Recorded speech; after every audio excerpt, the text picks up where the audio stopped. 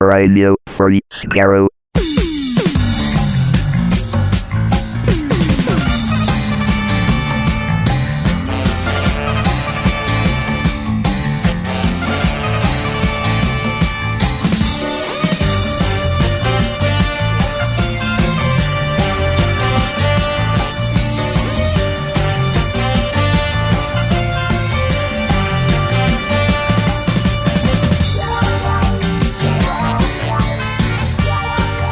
Hello, everyone. Welcome to Radio Free Skaro, episode number 702. I am Stephen in Edmonton. Warren in Vancouver. And Chris in Edmonton. I think we talked about this last week about how we're coming up to our 13th anniversary. I don't want to say birthday. This thing isn't a child. It owns us. We're the children. It's the adults. Birth-iversary. Birth-iversary of Radio Free Skaro. But it happened this past August 15th. If you want to mark it in your calendars, if you want to hold shrines or go to like live worldwide screenings of our episodes or something like that on future August the 15th, you can do that. Don't do that. There will be nothing happening. Dude, we're hardly wild stallions. It's a That's reference. a Bill and Ted reference. I Bill don't and know Ted. what that is. Wow, that's current. Keeping is. it current. It almost is because they're Oh, filming. well, number that's true. 3. They are making a new movie, so.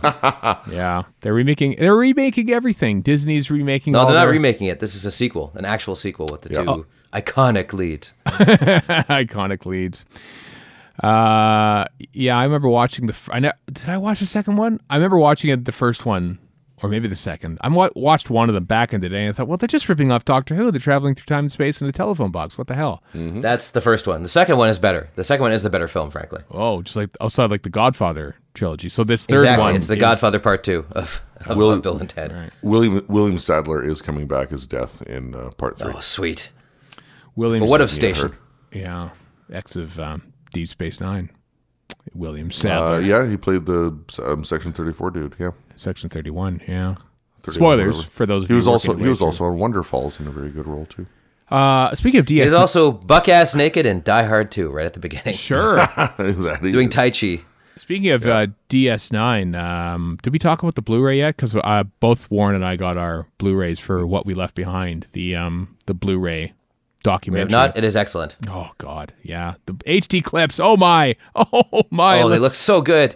They almost look better than they do in the theater. I don't know how that makes any sense, but they do. Well, because you know what Deep Space Nine looks like on your TV, and so you can immediately true. compare it to what it looks like in HD. Oh God, I wish they had the budget. and I'm watching and Deep time. Space Nine now continuously, so yeah. Yeah, I wish they had the budget and time to go back and digitize all 170 odd episodes of that show and make it HD and stuff. But it takes a lot of work. It's not just taking the master tapes and up-resing them. No. So they actually dug back, and I think we talked about this before, where they dug back and found the original film reels and had to marry them with the proper sound quality as well as sound copies, which for some reason were like stored at a different facility. It was a crazy process, but worth it just to tantalize us. About watching that.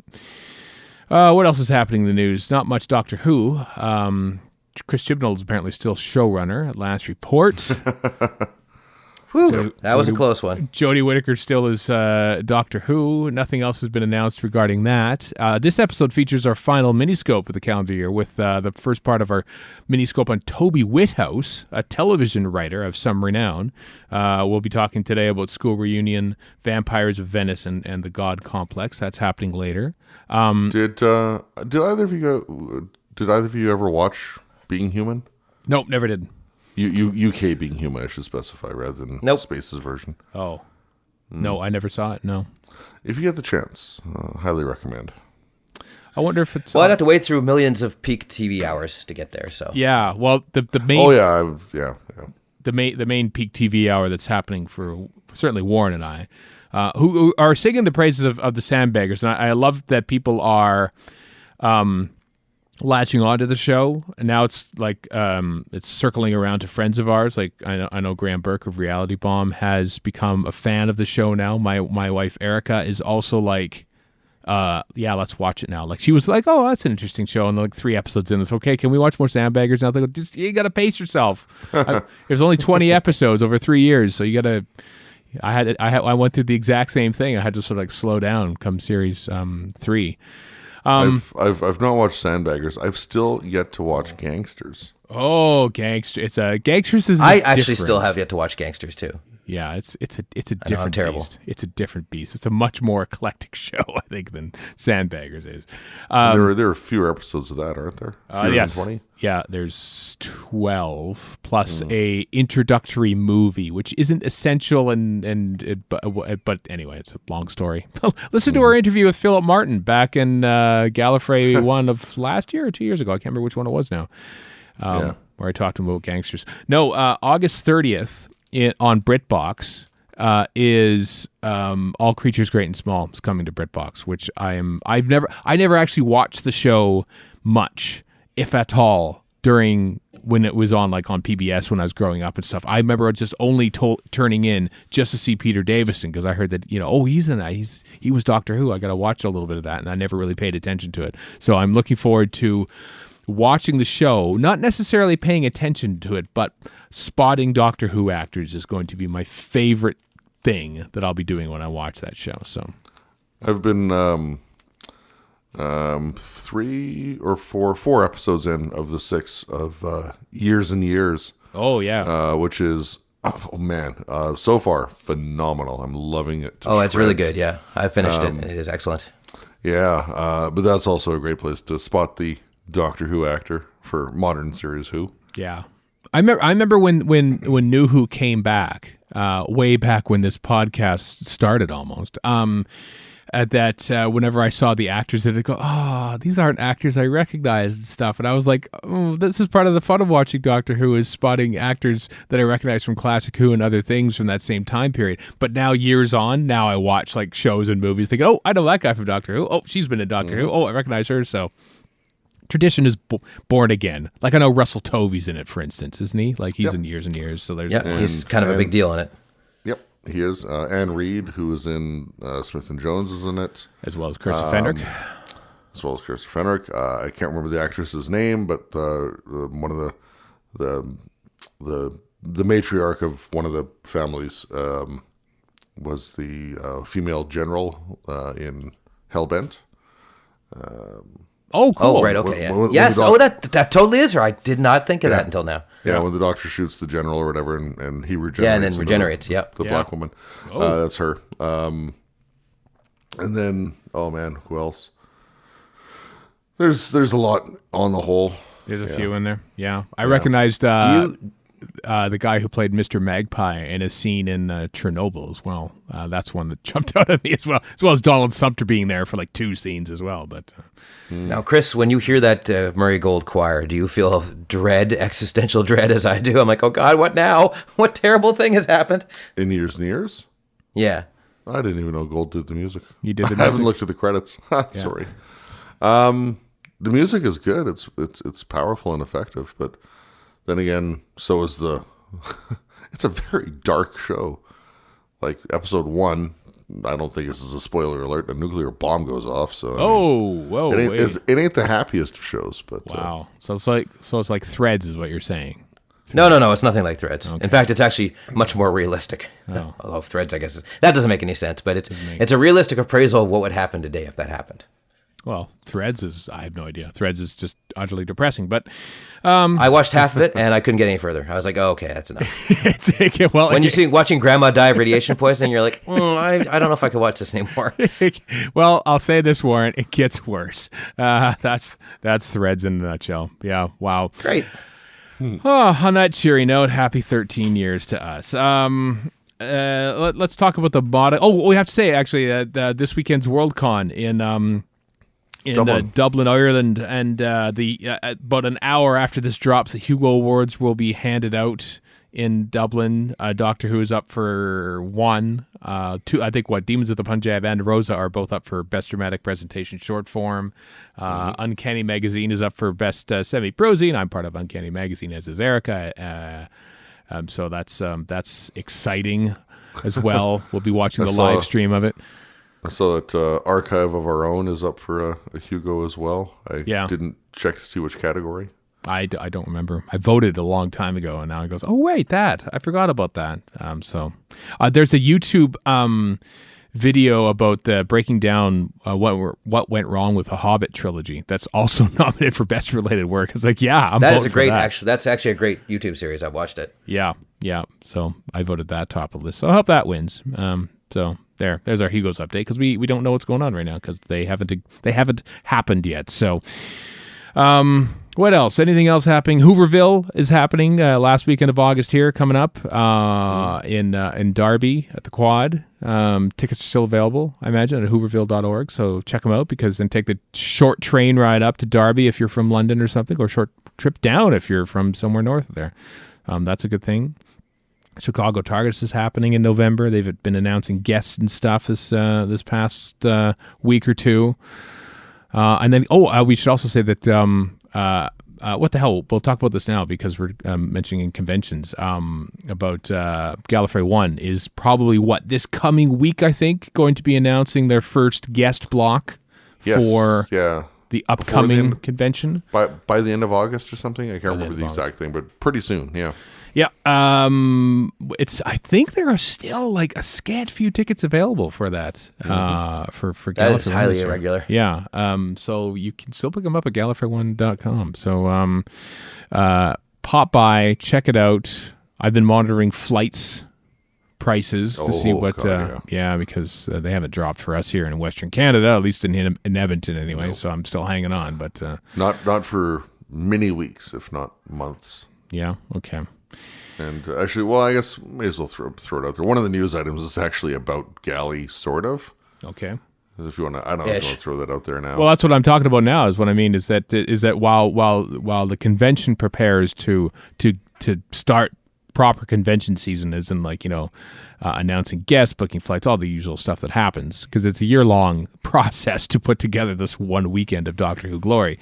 The LA, when you go there, if you've been there before, and you know that last year was the last time that the original carpet, I say original to we Doctor Who fans, the carpet from probably the 1980s will be replaced by the time we go there next February. And there's a video that has been posted of people ripping up the old carpet and putting in the new carpet. And now more and more this slightly dumpy little mid-60s hotel that we all gathered at for the past 10 odd years is now being turned into this gleaming space station, because there's new carpet now on the convention floor.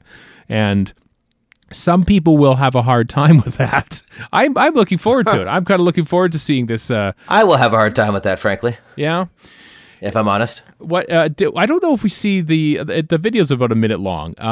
It's I'm kind of upset at how they're sort of like glamorizing the destruction of this iconic carpet. This cavalier behavior. I will brook no intransigence. Yeah, they're jumping up and down and stuff, and like taking down the wallpaper and everything. But it's going. The renovation's probably going to happen. Going to be complete in September, I think. So by the time we get there, it'll be well put into place.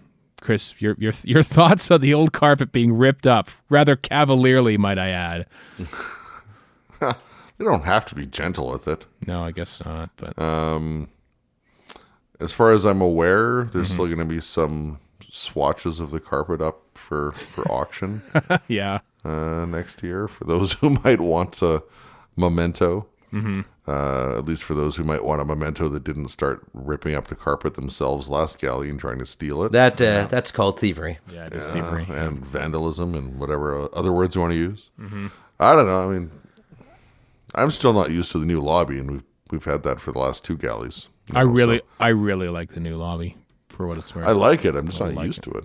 It took a little bit, but I just like how open it is now, from the bar to it was just so closed off from the bar to the rest of the lobby that you sort of had to make your choice. I make my stand here. This line, no father. I'm still convinced there were more seats before, but I'm probably not right. Yeah, I don't know. Anyway, I'm thinking about galley now. That's kind of exciting. Even though, what is this? 12 for us? Oh, coming up. I think it's got to be 12. It can't be 13. It's like one fewer one that I don't know the math. I think last year was our 11th for sure. Yeah. 2009 is our first. That's all I know. Okay. Yeah. So there, Gallifrey 1 coming in February. That's the big one. Of course, obviously, if you don't know about it, because this might be your first episode of Radio Free Skaro, that maybe you thought, hey, 13 years, let's tune in now. Let's listen right now to this podcast for the first time. Yeah, we go to Gallifrey 1. It's a Doctor Who convention in LA every February. It's great. If you can go, you should go. Also, we are 340-something nerds who talk about Doctor Who, and we sometimes do things like commentaries and miniscopes. Miniscopes is where we look at writers, directors, and musicians who worked on at least 3 stories or episodes in classic and modern Who. There we go. Look at that. We just explained the premise of this entire show. Took us 13 years to get there, but we're there in the end. Wow. I know. We are overachievers. the superb series of Black Archive books continues this next month with the publication of their 34th installment. Black Archive looks at basically the deep dive into a single story or episode of classic or modern Doctor Who. They're coming out with a new one on Battlefield, written by the Range editor himself, Philip Purser Hallard. It's all about Battlefield, the first story of season 26, of course, one that 2/3 of this podcast are rather large fans of. Mm-hmm. So, Suck it, Warren. Yeah. Meh. I stand by my meh. Yeah, I know. It's got the Brigadier in it, though. It does. Yeah. And the Brigadier who was supposed to die and didn't. It is such a great Brigadier story. It is. It really is. Oh, Brigadiers, plural. Yes. I'm not going to bring things down by speaking. How about that? Okay, that's fine. I'm also a sucker for anything tied to the Arthurian legend. I'm not. Not that I'm against it. I just don't know much about it. That's all. Growing up, that was always one of my big things. Yeah. So it took me a long time until I saw the Patrick Stewart Excalibur film, which is very, very good in general. Is it now? Who directed that one? John Boorman, I think. John Boorman. I knew it was some guy. Yeah, it was John Boorman. Yeah, from Deliverance fame. Indeed it was. Directed Deliverance. Yes, Deliverance fame. Yep. Yeah, I never saw that. Anyway, the book is coming out or is out. It's available though at the Black Archive, so check it out. Links in the show notes. A couple other little things because, like I said, slow news week in a way. But there's this chap Paul Dykes who's been going around taking pictures of various locations where the TARDIS had appeared in previous stories or locations in Doctor Who history around in London and around the UK, and has been not placing an actual TARDIS prop in there, but digitally compositing a 3D TARDIS model into these shots and making them look damned impressive. If I do say so myself. I look at these shots and think, they are pretty convincing. Yeah, that's a police box there. That's an actual TARDIS there. How did you lug that around? No, it's computer magic that he's done to make this. It's quite something. Lighting for 3D is an art in and of itself. Like the reason stuff looks good in the Avengers, there are many, many, many, many people working on it, but the lighting is where it all falls down or stays together. Like really. Mm-hmm. Yeah, some of the lighting. Because you've got to match the real world, and that is no easy task. No. As Paul has done here. I mean, that first one that's sort of like in a dark wooded area. I mean, you look at that and think that's it. The lighting matches perfectly. How is that not an actual model? It's not. As I say, computer magic. I cannot distinguish it from reality. So, links in the show notes. Check it out if you will. Did you mention the title of the project? Ghost Monuments? No, I didn't. But you just did. It's called Ghost Monuments. It's called Ghost Monuments. Yeah. Very cool. It's very cool stuff. Good work, Paul Dykes on the Twitters. Links in the show notes to look at the various photos yourself. We spoke about this a few months ago, I think it was. Jess Jerkovich is a pianist, a very accomplished pianist, and has been doing this YouTube series playing and breaking down the music of Dudley Simpson as done on Doctor Who, but playing it just on piano, basically transcribing it and writing it and performing it himself. The one we led off with way back when, and he led off with, was the Masters theme. He's done a couple since then, like one with the Fish People music from the Underwater Menace, which is hilarious. Also one from Fury from the Deep, and the latest one that came out a couple days ago is the music from Seas of Death, which is like the midst of what I consider Dudley Simpson's classic period. I love the music from basically the Evil of the Daleks through the Ice Warriors, through Seeds of Death, through the War Games, and then season 7, which is his best work on Spearhead from Space and Ambassadors of Death. So if Jess, if you're listening, if you are looking to get into Ambassadors of Death, you have at least one person here who is greatly looking forward to that. So, yes, good work. All those videos are great. So, links in the show notes. Check them out yourself. Why don't you? And that's it. That's it for our news, everyone. That's it for the news. Stay tuned on Tuesday because we'll be making an announcement on our upcoming commentary series for Series 11, which is coming soon. But apart from that, unless the two of you have anything left to say. Nope, not a thing. I'm spent. Oh, well, then it's just time now to talk about Doctor Who writer Toby Whithouse in the Miniscope.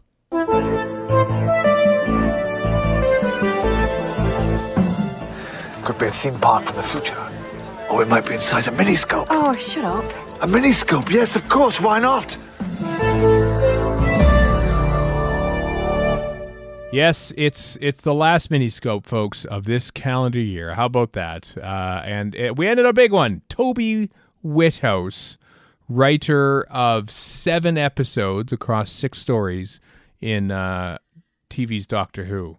Next week we'll be covering the latter half of that, but this week we'll be covering the first 3 episodes he did, which is School Reunion, The Vampires of Venice, and The God Complex. Which is quite a bunch of distance in between. It's amazing how much time passed between School Reunion and Vampires of Venice. But we divvy these things up. Usually I watch them all because I have no life. Chris takes some and Warren takes the others. Who watched School Reunion out of the two of you? It was me. What do you think about this one, Dip? This episode, Warren, is like 13 years old now, if you can believe it. That's weird. It's just bizarre. And it has that RTD glow to it, by which I mean it all glows. They just shot stuff a certain way back then. Yeah, they did. Well, I took a bunch of notes on this, and my big takeaway is that there is a lot to juggle here because this is the 1.5th season, and you're bringing back a companion from the old show for the first time, and RTD hasn't really gone into a whole lot of detail, and he doesn't here either, really, although there's weird deep cuts. So I basically said it has a fair bit of juggle between the school mystery, the tempting of the Doctor to take on the powers of these guys, which he kind of appears to do a little bit, balancing the first time a classic companion shows up, and how does that play out, because it doesn't play out the way you think it would, or it's not just like, hey, we're going on an adventure. Oh, I mean, it is, but there's more to it than that. And then you throw Kinnaid into the mix just for the hell of it. So that's a lot to put on a guy's plate for his first Doctor Who to write. But one thing I noticed is the way that he writes it is he just info dumps right from the top. Like, you're in the action and that's that. Here we are at the school. I'm not explaining nothing, except here's Mickey to explain some stuff. Like, off on his giant CRT computer. That was the funny thing I have to say when I watched that. I was like, oh my God, right? They're still on CRT monitors here. This is how old this episode is now. They're not using. And this is not related to Whithouse, but the way they when you got a bunch of kids typing on computers, there's nothing more boring on film than watching people type on computers. So they actually did a pretty good job of directing too, just with having like weird projections on the walls and like weird cuts of the kids, doing whatever the hell they're doing on the computers, and they just zhuzhed it up a lot better than I thought they would. The music is intense. It's like I mean, they're making up for the fact that it's kids on computers, but they did a pretty good job. All these things considered that. One of the things I most liked was, and I don't know how much, I'm assuming RTD had some influence with this too, but just the way that Sarah comes in and it causes feelings that with Rose, and then there's this kind of back and forth and conflict, and you just never really expect that. Like the conflict, if there was any, was always pretty perfunctory. Like back in the old days, it's like, oh, Andrew's kind of a jerk, but now we're going on the adventure anyway, and there's a lot more to it. You know what I mean? I feel like that aspect of things probably wouldn't be done nowadays. It's like, well, there's 2 women on the scene. Obviously, they're competing over the same man. That too. Yeah. That later on here, I have a note saying this thing fails the Bechdel test all over the place because all they talk about is the Doctor. They talk about is the Doctor. Exactly. Yeah. When Sarah clearly has been investigating and doing all sorts of journalizing and just getting stuff done for the last and came into the show like that in the 70s anyway. So It's kind of that was a little weird. Also, I I noted because Moffat gets, maybe justifiably clamped on for being sexist. But there's a scene where the doctor goes, "Oh, you were screaming like a little girl" to Mickey, and big pigtails like a 10-year-old. I'm like, okay. And then Mickey says to Rose, "Easy on the chips." I'm like, how is that any less sexist than any of Moffat's crimes, might I ask? And that might be Whithouse's fault. That might be RTD's fault. It might be both their fault. But that is something you notice afterwards. You're like, oh, okay, that seems a little off. And it's not just the doctor saying that; he's also layering it on with pauses in between. Yeah. The reveal of the Doctor and the TARDIS is great, and just their discussion back and forth. But it was interesting too because there's only so much you can say about Gallifrey, and now we know all the details. But he goes into they all died. He's very cavalier about the fact that they all died, actually. But then he doesn't give her any details and leaves it vague, presumably for the audience. But then they talk about how it wasn't Croydon, it was Aberdeen. And I'm like, how the hell is anybody but a nerd like me going to know that? like, why are you doing those deep cuts and not these other ones? Maybe Whithouse snuck those in. I'm not sure. Let's see what else we got here. Headmaster, he's got really good dialogue, I have to say, and very subdued dialogue. Like, I know I never really watched Buffy, so maybe he's like that in Buffy as well. But maybe it's down to the acting. But I thought that he really delivered his lines very well, and his lines were good to begin with. And also for something that's a new show, basically, Sarah's "Pain and love, everything has its time and everything ends." That's like a defining quote of the show. I think that's something that you see on T-shirts. And a ribbon. So I mean, so good on you, Whithouse. If you wrote that, then good on you for doing it. Also, at the end, like Stephen, you and I were talking off mic about this a while back about how it's been 13 years. We've seen this how many times? Oh. Every time it gets to you when Sarah leaves. Every time. And when she goes in the TARDIS too. Yep. I was a mess again this time around. Oh, I'll just watch this episode. It's like, they don't leave. It was very sad. Still to this day, like Liz Sladen died like 8 years ago now. It feels like yesterday still when I watch this.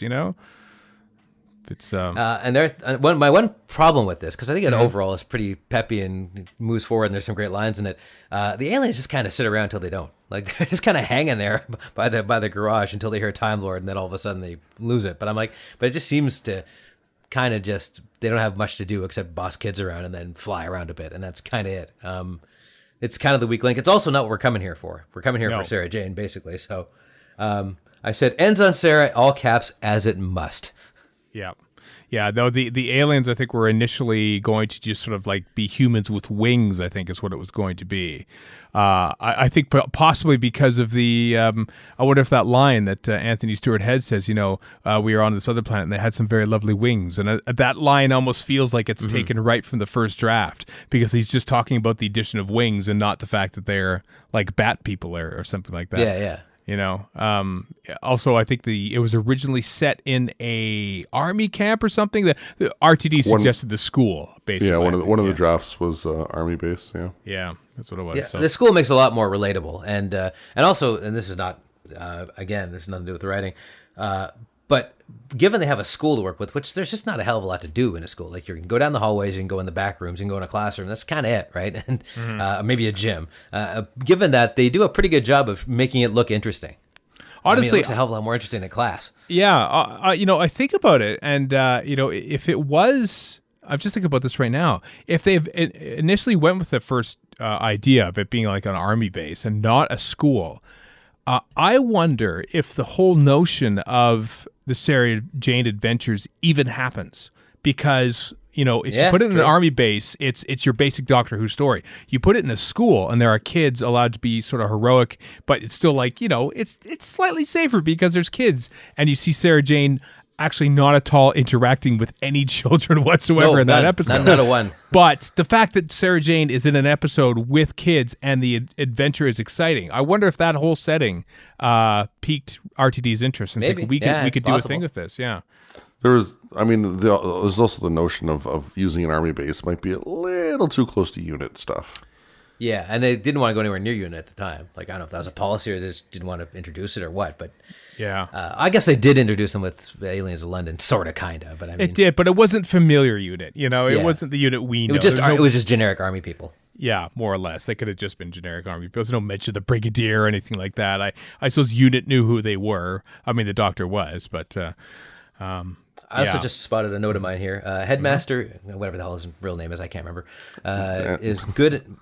What? Sorry, Anthony had. Well, I know that, but I mean his name in the show, like the name. Oh, Mr. Finch. Mr. Finch. Thank you. Is good and manipulative, but he promises he can take over the universe, and he can barely run a school. So I mean, I don't know why the Doctor gets at all suckered by him. I don't know. Running a school is probably going to be hard. I agree. It's lots of little people there to not listen to you. Oh, and another thing about just the directing of it is when they shoot the Doctor confronting the headmaster and they're standing across from the pool. It's very interestingly goes from long shots and sort of long spaces between composed to them coming together and eventually talking. And it's just a interesting way for them to interact and show the distance between the two of them. Mm-hmm. I agree. Yeah, it was. Man, is nostalgia the right word? Like, I'm almost having nostalgia for the nostalgia that I had when I first watched it, because that was, it was one thing to watch the Dalek, for instance, but this to me at the time felt like, wow, we are properly bringing an old companion back for the original series. Because there wasn't much of that. Like, that's why the Master being revealed in season 3 was such a big deal, because there's barely any of that stuff. Yeah, it's one thing to have like monsters, or like the Daleks are almost just sort of a vehicle for old monster sort of thing. But to actually bring back an actual person from the original series and still have them be, basically what age they would be today, and not like sort of saying, yeah, John Pertwee totally looks like he does in 1970 here in The Five Doctors. I remember at the time thinking, oh wow, I think I even felt nervous thinking, oh, our fans gonna just turn away from this, but everyone obviously loved it, and Sarah Jane got her own damn series, and it was wonderful. I love the story so much. Chris, it's really good. Do you like the school reunion? It hits some notes. Mm-hmm. Yeah. I always found it odd that so RTD in the early years of the show coming back was very, very hesitant to bring back too much. Circumspect. To bring too much of the old lore back. Hence, although this was an idea that he had for the very first season of Doctor Who, but he did push it back. Yeah, thinking that was probably a little better. Apparently, the idea dated back to like 2003 or something like that. Yeah. But it just seems odd that for somebody who wants to not bring so much stuff back, because the only things we got from the old show before this were the TARDIS and Daleks, basically. Yeah. We hadn't yet seen Cybermen. There's no mention of Gallifrey unit, nothing like that. And we had Sarah Jane in episode 3 of series 2. Mm-hmm. It's but that said, I mean, it's not that it's a bad thing as such. I mean, for us old timers, the nostalgia is damn potent. Like the scene in the school where it's all dark and shadowy and whatnot, and Sarah Jane opens the door and boom, there's the TARDIS, and Murray Gold's score swells up, and like, oh man, like that's an emotional thing for us to see. It's all wrapped in a really weak and poor story, but I mean the whole point of it was to I was bring waiting for that trademark Chris me too. Yeah. derision. The whole point was to have Sarah Jane and K9 and all that, and that's, I mean, that worked, that paid off. But it's that's the point. But it's also like it's around Rose as well, because she thinks, hey, I am the first person to ever hang out with this doctor, and then when she finds out that there are other people who meant as much, if not more, to him and aren't even mentioned anymore, it's like, what happens to be? Is this what happens to be? And the whole conversation with between her and the doctor about the whole you can travel your whole life with me, but it doesn't work the other way. There's some it's kind of nice to see Rose's hubris addressed and kind of smacked on the head, but there's some good stuff that comes out of it. I mean, the whole interchange between Rose and Sarah Jane with the Loch Ness Monster and mummies and all that, like, that's a lot of fun. Mm-hmm. Well, don't forget, Rose is 19. What 19-year-old male or female have you ever met who isn't full of themselves? That's a good point. Every last one of them. as I go from sexist to ageist. And I also have to say that I enjoyed where Mickey was like, I've been holding back and I told you so for an hour. Because I'm like, Mickey doesn't get enough of those chances to be a little smug about things. So I'm kind of glad he got at least one of those. Yeah, and then the flip side is, oh, how do we get in the school? You're in a car. How do we get in the school? You're in a car. How do we get in the school? You're in a car. Do I have to draw a picture? Says K9, and obviously he almost did. Also, the one line I singled out, bad dog affirmative. I'm like, that's bad. That's cheese. That's some bad cheese right there. Oh, but it gives K9 his last word as an affirmative. I know, know, a but... smug little, like he gives us his hero moment. And oh, damn it. When K9 appeared, when the TARDIS disappeared, I was like, you built another K9. How many of those does he have? Like, there's got to be a jettisoned room full of canines. Oh, there has to be. That's where the ones of these Australian TV series keep coming from. They're just falling to earth on Australia. That's true. Maybe the TARDIS at the end of Twice Upon a Time not only dumps the Doctor out, but all the spare canines throughout history, and they just keep landing everywhere and interacting with the Doctor, a la Jenna Coleman in her Impossible Girl storyline. Who knows? But. And that would also presume that the Doctor is the one making any changes or advancements to the canine models as well. Yeah, it could be. I imagine the dog's got Wi-Fi. You know, you send an update, it'll reach it eventually in time, to quote Mel. That's a great story. And then he doesn't write for Doctor Who until Matt Smith's first season, 4 years later, with the Vampires of Venice, which is set in Venice but filmed in Croatia. But I imagine he was probably told at some point, listen, we can film in Croatia. Feel free to write a story about Venice. Because it would be very silly for him to say, hey, can we, before I submit my script, can we go to Venice? I'm pretty sure. But it was Croatia. It looked lovely. Boy, did this episode look lovely. And, it looked gorgeous. And use the water, I suppose, as a plot point. A bit of a vague one. I didn't necessarily have to be in Venice, but it was a neat thing to be able to do, I guess. And Chris, I get the feeling that you have not thought highly of this episode over the years, but am I wrong in that? Honestly, I've watched it a few times in the last, I don't know how many years, and every time I watch it, I tend to like it at least a little bit more. Well, that's good. Like it grows on me at least to a point. Yeah, I mean, the fact that it's set in Venice and the water, which is a staple of Venice and all that, and you even have the boat manufacturer as the ally, and the fact that the water is used as part of the plot is very fitting. It's good. It's a convenience that works really well. But not that long ago, as we record this, or even as it goes out, really, that little other Doctor Who podcast called The Memory Cheats. You guys did Time of Angels, Flesh and Stone. Went out. I don't know when you were actually recorded it, but May of 2017 or something like that. Yeah, no, probably not that old ago. Yeah, probably did. At any rate, one of the things mentioned was like, this is by you. You had called it quite possibly the best Doctor Who two-parter ever, and this Vampires of Venice coming on the heels of that. It's like it was always going to be a letdown. Because it could never compare. It really couldn't compare. But on the whole, it is a fun enough story. You've got the parallels between Rosanna and the Doctor both being like, they don't have home planets anymore, and they're exiled, and they're trying to find their way, and that works really well. There's that awesome conversation that they have in her throne room where he's sitting in the chair and she's just kind of pacing back and forth, and it's all very honest and real, and it went over really, really well. I like that scene quite a lot. I actually now think about it, it reminds me very much of the scene in School Reunion where early to middle part of the story, the main antagonist and main protagonist have a conversation where they've sort of been hiding in shadows, both of them, the whole time, but they both know that they can let their guard down because there's no secrets here. They know who I am and I know who they are, so they just, boom, here's who we are. It's actually there's quite a similarity between those two scenes when you think about it. Yeah.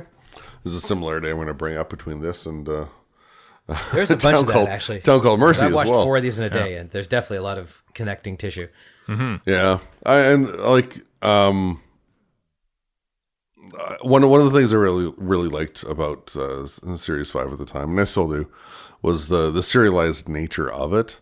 Because at the end of Time of Angels, you've got Amy's on the cusp of getting married, and she corners the Doctor against the TARDIS and snogs him, and now we have the repercussions of that in this, with the Doctor being in Rory's stag do cake. And what was her name? The woman in the bikini that he kicked out of the cake, who was outside. Can somebody take her a jumper? She's diabetic. Yeah. Some fun little stuff in there. The psychic paper saying Rory is a eunuch. That's kind of amusing. And Amy, Rory's like, I don't know. I don't understand what's going on with the psychic paper thing. You're not knowing what psychic paper is. And Amy's like, I'll explain later. She gets a lovely doctory I'll explain later line in there, which is awesome. The relationship between mother and son, Francesco and Rosanna, is so icky. There's a certain Oedipus nature to it, isn't there? That's to say the least. Yeah. I think they played it a little bit like that. I think the actor, Alex Price, because I was watching the in-vision this is back when DVDs had in-vision commentaries where we could see 3 people looking at a TV screen that we couldn't actually see and talk about it, because it was important to be able to see that. And I think it was he who sort of suggested, I'm just going to lie, and says, mummy, that sort of like relationship kind of thing. It was creepy, yet also kind of like, I've been trying to warn, you'll know better than Chris because you watched Game of Thrones, but the Yes. Robin, the son of the sister of Catelyn Stark, who was at like the Eyrie. Oh, that the kid who was like, how do I put this diplomatically? Not right in the head. Yeah, just like that kind of thing. There was a certain Bit aspect murdery, as I recall. Yeah, certain aspect of that going on there too. Yeah, I thought. Anyway, sorry, Chris, I didn't mean to cut you off there. No, that's all good. Also, I remember, I think it was Matt Smith was a guest on the Jonathan Ross show, and this is before the series went out. And they Back showed when Jonathan Ross had a show. He still does, just not on the BBC. Really? Wow. Yep. Oh yeah. Oh. But they showed the clip of the Doctor in the basement or whatever, with the young girls in the mirror scene and the first Doctor's library card, and I remember getting really excited back at the time because that was the latest story shown. Like that was the furthest away of any story that got shown for any sort of clips or promos or teasers or anything like that. And it was a cool little scene as well, especially a William Hartnell library card, because why not? Pandering, but I love it. Hey, yeah, pander away. What else do I have on here? My notes. I did like Rory's speech to the Doctor about how companions try to impress him, and that can be a very dangerous thing. And then, of course, later on, the Doctor takes that and spins it on his head and goes back to Rory saying, you said all this, but here you are doing it and loving it. There was some plot points that felt really proper. So you'd spoken, of course, of so Venice is full of canals, so they have a baddie that's fish based, and they use the water effectively. There's also a little bit of like in-story canon set up when they feed Isabella to the brothers, to the sons, where they say that if Rosanna had almost fallen in, and Francesco says, hey, if that had happened, they would have eaten you, same as anybody else. And of course, when she commits suicide later on, that's exactly what she does. She doesn't change her form into her natural form so that her children do eat her. Right.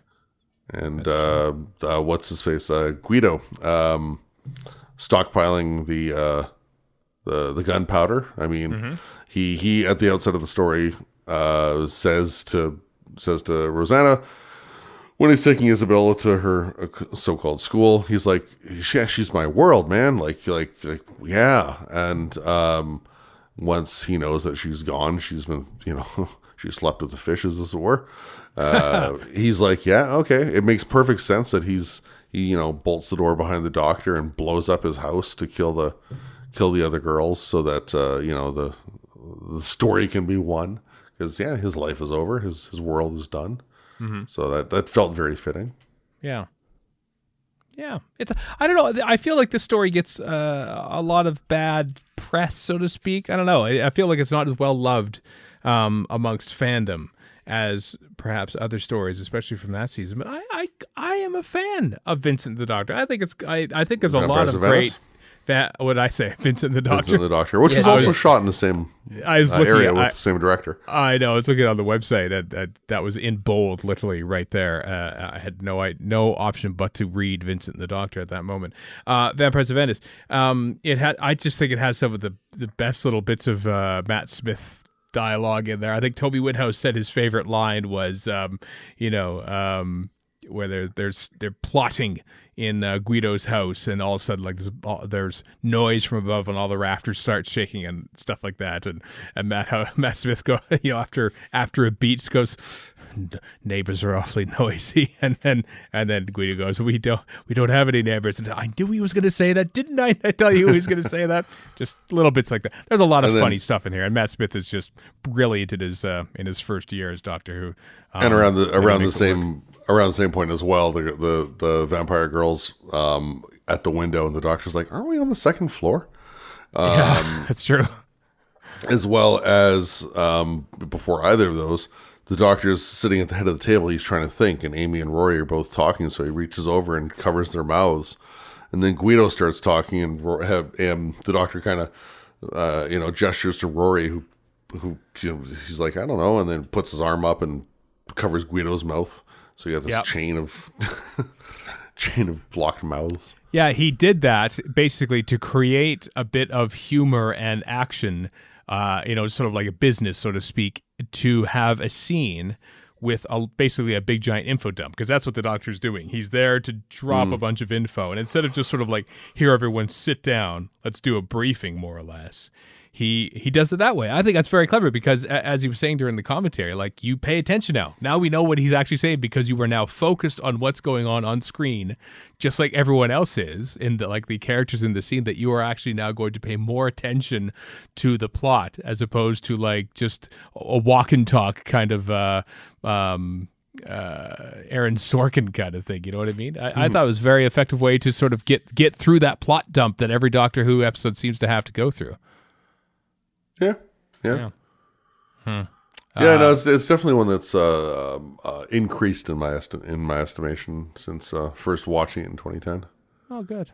That's good. Warren, do you have any memories of this one? No, I'll be honest. I don't think I've watched it ever since, unless we did a commentary or something on it.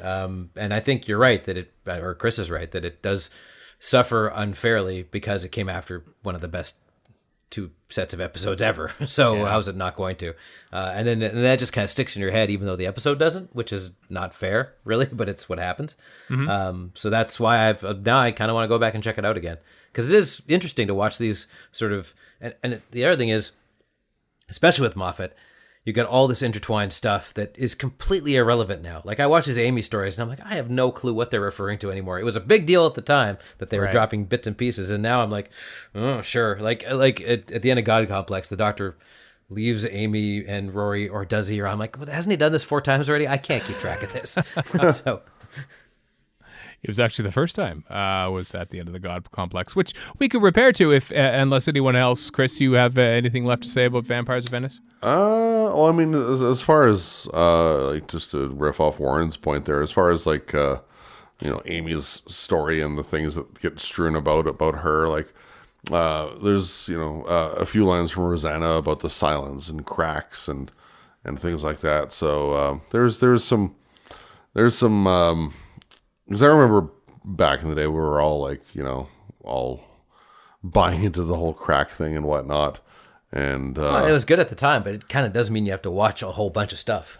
No, and it's like a few years ago, I went through a Matt Smith rewatch, and by the time I got to the Silurian 2-parter in series 5, I had this is 2015, I think it was. So Right. 5 years after it originally went out, I had completely forgotten about the crack at the end of the Sutherland two-parter and Rory getting sucked in and erased from Amy's memory and all that kind of stuff. So like, I got to buy into it all over again. Well, I mean, Moffat shoves a lot of story, like a lot of story into every one of these things. So it is easy to lose track of every single thing.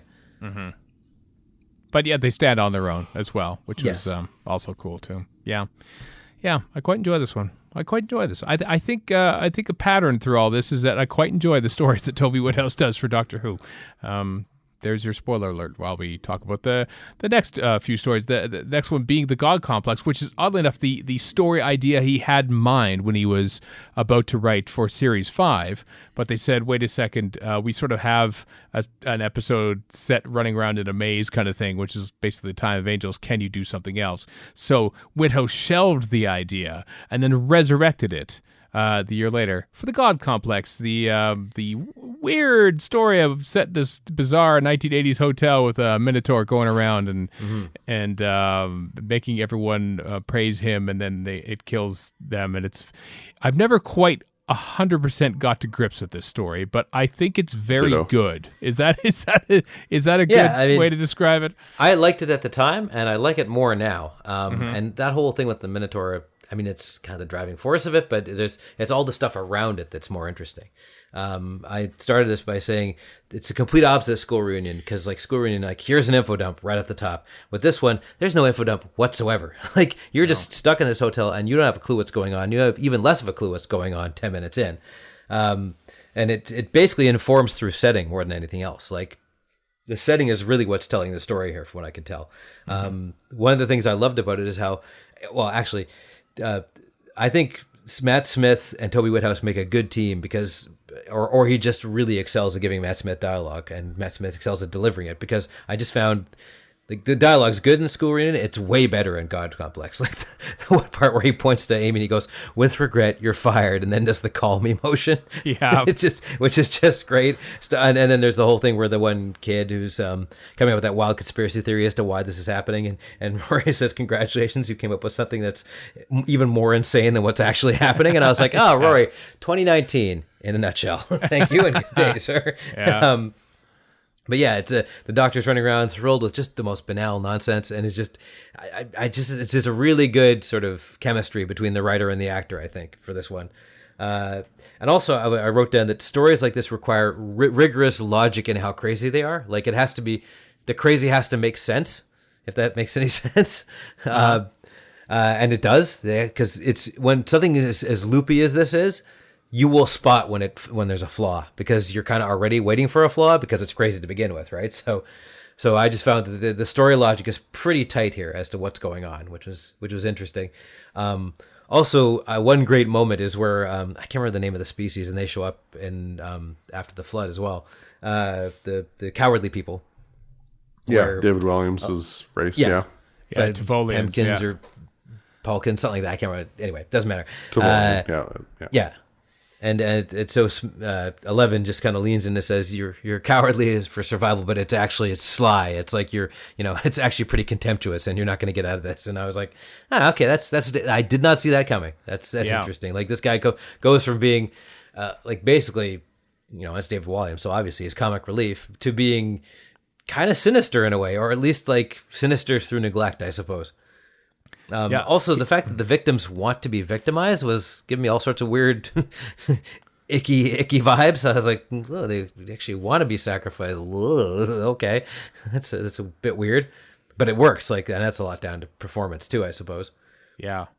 Like Rita, I thought exactly. The actress playing Rita was great. I mean, you could see what the Doctor was seeing, in that it was like Hera's potential new companion material here, like she's like thinking on her feet. She's sort of like the de facto leader of this group that had already been there when the Doctor and Amy and Rory arrive, and then so it's just tragic when she turns and she relents and knows she's going to die, but she's smart enough to realize it and to tell the Doctor to move along, because this is going to happen now, and the Doctor just he is most upset about it.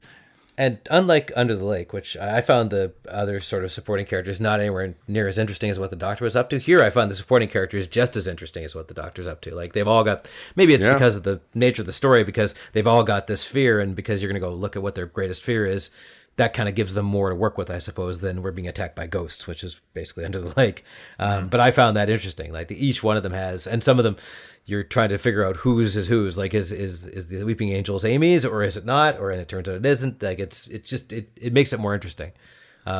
Yeah, and that not, bit actually, not writing, but sorry. Yeah, Toby Whithouse wrote that in at the suggestion of Beth Willis, who figured that there was like too much in the way of abstract concepts going on in the story. This is actually added late to the game, and so Whithouse decided, I'll make a room. Since it's a hotel, you can sort of create a room that is like has everyone's worst nightmare in it. So that came out of a suggestion that came very late on too, and I feel like that's an odd thing to happen so late in the stages of writing an episode, given I feel like it's such a crucial and critical part of the story once it's finally aired.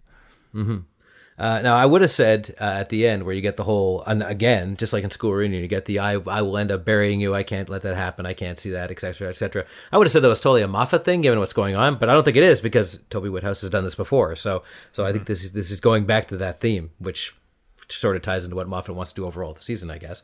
Yeah. That's true. As they were, leading. This is the third last episode, basically, and instead, oftentimes this episode would be like the lead into the climactic two-parter. But right, yeah. They never did that. It was actually just a one-part story, and closing time is sort of the sort of the lead into it. The fact that the Doctor's left Amy and Rory now, and knowing that he's going to die and stuff, and so. Yeah, it has that. It's kind of like the last gasp of this time team in a way. Because until it isn't. Because we have the big five, but at that point they actually announced they are leaving at the end of this. So true. For their last half series for Series 7A. So this almost does sort of feel like the last time we know that Amy and Rory are having fun with the Doctor. So when they leave at the end, it was like, is this really happening? Are they actually leaving the show? Like I remember at the time going, oh my God, what the hell? This was not at all what I expected. Because usually companion departures are like announced, at least 2 or 3 weeks in advance or something like that to sort of like lessen the blow and everything. But so that part stood up as a bit of a shock to me. I got two other little things. One is they very smartly, and this is more to do with directing the writing probably, but they very smartly don't show the monster until they absolutely have to, and it really works. Like, you see him in the background a little bit, and then you see the great thing with the horn scraping against the ceiling, which really works, and only at the end do you finally see this thing. And there's a whole shot where he's talking to the Doctor through the water, which looks amazing. Like, all that stuff is really well done, because at the end, it's a Minotaur. Like, it's not going to be easy to make it look good. It looks as good as it's going to look. Let's put it that way. Also, I love that they hat tipped the Naimon. I mean, that's beautiful. Yeah, you betcha. Take one of the most derided and frankly ridiculous stories ever made by Doctor Who, and then make this tragedy out of it at the end. Yep. Like, how the hell did you pull that one off? Wait, because you're Toby Whithouse and you are a nerd fanboy. That's how. True. Yeah, but did you understand it though, Warren? Do you understand what was going on? Like, I'm not sure I do. I get the gist of it. The stuff like this, I do my prisoner thing, which is like, I'm not sure I know what's going on. I don't care. Like, just take me along for the ride. Yeah, I have to admit, I'm kind of like that way too. Like, I'm still not quite sure. I imagine if I watch it again and sort of like understand it when I'm not like sort of like paying attention to stuff to talk about on a podcast, which is basically what Doctor Who is to me right now, because we always talk about it on a podcast. The bits where the strange laughing ventriloquist dolls in that room with that one guy, and he's like there, and I'm not too sure why that is yet, but I imagine someone can. Me neither, but damn, does it look good? So, and it's creepy as hell. So I'm cool. Very unsettling. Yeah, very unsettling indeed. But Chris, you're as confused with this one too, I assume. No, not really. No, okay. I don't remember. I don't remember enjoying it as much as you guys did back in the day when it first went out. I know I definitely had some problems with it, but one thing to add to Warren's quite some time ago point about how there is no info dump, you're as in the dark as anybody else throughout the story. Beyond all that, the Doctor looks in his room. You don't find out for another year and a half until they felt what he like sees. Yeah, paying this off in time with the Doctor, which I was like, oh yeah, okay, cool. Yeah, and it was the crack, right? Yeah, it was the crack of the wall. Yeah. Yeah. Well, by an extension, the Time Lords. Yeah. Well, that's what led him to. Yeah. Anyway. Yeah. But yeah. So Moffat wasn't afraid to take that chance, just like in Vampires of Venice, the silence get mentioned. Still, 2.5 years until that gets paid off. Yeah. That's I actually wonder if Toby Whithouse even had an idea of what the Doctor saw, knowing that we wouldn't see. We'd only have his reaction to go by. And then he would say, "Oh, of course it's you." And I'm just wondering, did he just sort of do that as a joke? Like, did he have an idea? That's the Time Lords. That's who it would be. Or would he just say, "Oh, I'll just throw it in"? I don't know who. It could be the Master. Or did Moffat sneak it in? Because it's the sort of thing you don't need. It doesn't need to be there. Like, That's it's cool true. that it was. But it's something they could easily go, okay, you know what? We're doing this in a year and a half. I'm plotting things out. Although, given how much nightmare he was going through a Day of the Doctor, did he think that far ahead? I don't know. But at the same time, Toby Whithouse could have just come up with that and kept it completely cryptic just to keep it in there. And then Moffat could have taken advantage of that, right? Who knows? Yeah. Yeah. Yeah. Anyway, Chris, sorry, it's even longer than that because this went out in 2011 and Time of the Doctor at the end of 2013. So it's 2 years for this, 3 years for Vampires of Venice. Yeah, I liked the characters. The characters, if you don't get behind them, there's no way you're gonna like the story whatsoever. So the characters were done strongly enough. More importantly, the actors they had just nailed it, especially David Williams and Rita. Yeah. The dude, the gambler dude, he was all like shifty and shady and nervous and all. It worked for him. The kid and all that, like if those characters weren't delivered in the way they were delivered, both writing, acting, directing, like all that, then the story just completely falls apart. You have to believe that they're built up to praise him, and because the mystery itself is irrelevant if you don't get behind the characters that are involved in it. But they are good characters. So that's what they are. sells Yeah, it for me. absolutely. They are. I remember feeling a little cheated about the part of the resolution being the direct ripoff of Curse of Fenric with having to lose faith. And I know several times in the past we've talked about how in Time Heist there's that little film strip style thing where you see a Sensorite or Absalom Dak or whatever, and then of course in this one we got the same kind of thing with all the pictures on the wall of like including the Tridivore, whatever, the Planet of the Dead fly poop eater thing. It's like, yeah. At the Jejune, I think you're in the Marcus Wilson, the producer's in there as well. Yeah, that's right. He is, isn't he? There's a few little cameos in there. Yeah. Yeah. But on the whole, like of the three we've talked about today, I don't know. Sarah Jane aside, Vampires of Venice might have to be my favorite of the three. Really? Interesting. Wow, that is lofty praise indeed. How about that? Well, it's all relative, really. Yeah. I don't know that's necessarily That's a tough one lofty because praise. I love School Reunion, but I think God Complex is better, frankly. Yeah. As a story, yes. I don't know. But I think maybe I like Vampires of Venice enough to put it over top of this one. Interesting. Well, of course, that'll change in 5 minutes and again in 5 days and again in 5 months. But in 5 years. Yeah. But whatever. 3 good stories, though. 3 good stories, I think, to start off our retrospective of Toby Whithouse's work on Doctor Who. And you will hear the last half of our conversation on this next week as we look at A Town Called Mercy to finish off Whithouse's work in the Matt Smith era, and then 3 Capaldi episodes, Under the Lake, Before the Flood, which we'll treat as one story, and then The Lie of the Land, which is to date his last written appearance in Doctor Who. Of course, he appeared on screen as a German soldier in Twice Upon a Time, but we won't utter anything about that here, because we are talking about the writing and not the acting Although he does tick that very small box of being in the same group as Mark Gatiss and Glyn Jones, of writing and having acted in Doctor Who, and Victor That's a Pemberton, very small I suppose, group too. indeed. Very small. Glyn Jones and Mark Gatiss did more than Whithouse did as far as the acting things go. I But know, yes, but you know, you get my drift. Anyway, that's next week on the old Radio Free Skaro podcast, everyone. So until that time, I am Stephen in Edmonton. We're in Vancouver. And Chris in Edmonton. So long for now.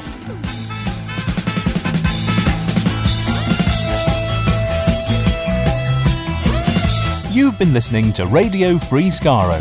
Find us online at radiofreeskaro.com, follow us on Twitter and Tumblr at Radio Free Skaro, subscribe to us on iTunes, and donate to the show at patreon.com/Radio Free Skaro. Thank you.